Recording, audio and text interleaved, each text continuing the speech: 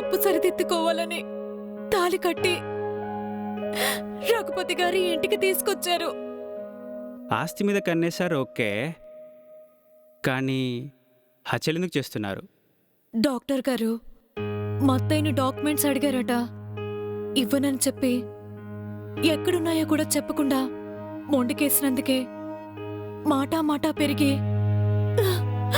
Doctor మా అత్తయ్యని చంపేశాడట.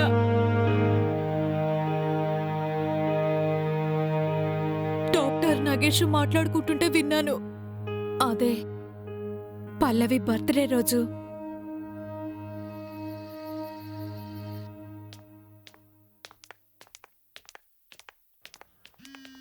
వీడు ఫోన్ చేస్తున్నాడేంటి ఇప్పుడు? ఏమైంది? అక్కడే ఆగిపోయావు? మీరు పదండి, నేను వస్తాను. కేక్ కట్ చేయడానికి ఇప్పటికీ ఆలస్యమైంది, త్వరగా వచ్చే.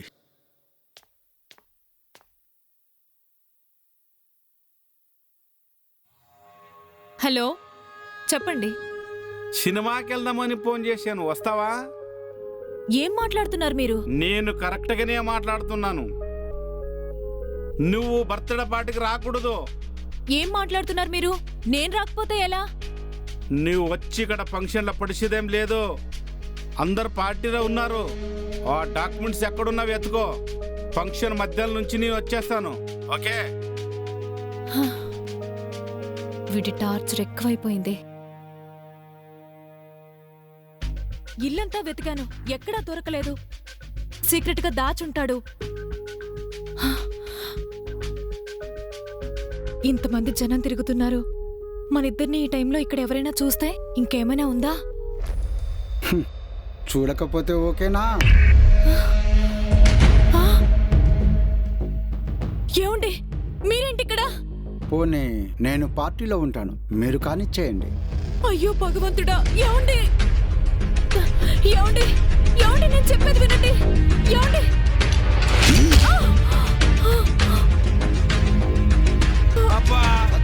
నా చేతులని లేరా?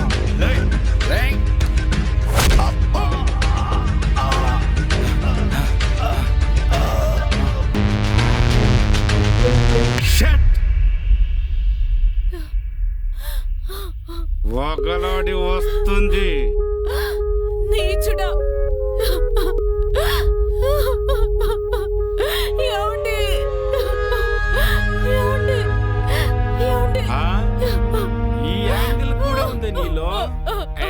రంగనాచి, వాడు చచ్చిపోయాడు. ఒరే నీచుడా! నువ్వు మనిషివా రాక్షసుడివా? ఏముండని చిన్న నాటకమని తీసుకొచ్చి నన్ను అడ్డు పెట్టుకునే ఆస్తి కోసం హత్యలు చేస్తున్నావా?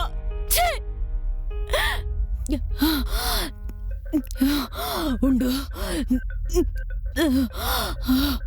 నేను ఇప్పుడే ఇలా అందరితో చెప్పేస్తా.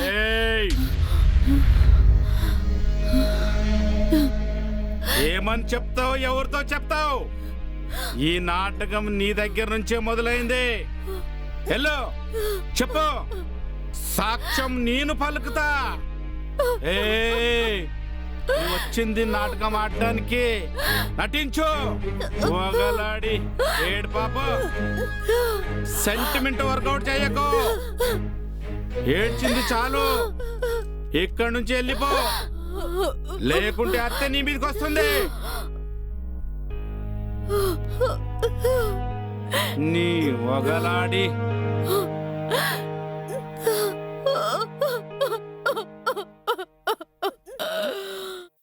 ఇలా హత్యలు జరుగుతుంటే నా భర్త నగేష్తో ఇక్కడి నుంచి దూరంగా వెళ్ళిపోదామని చెప్పాను.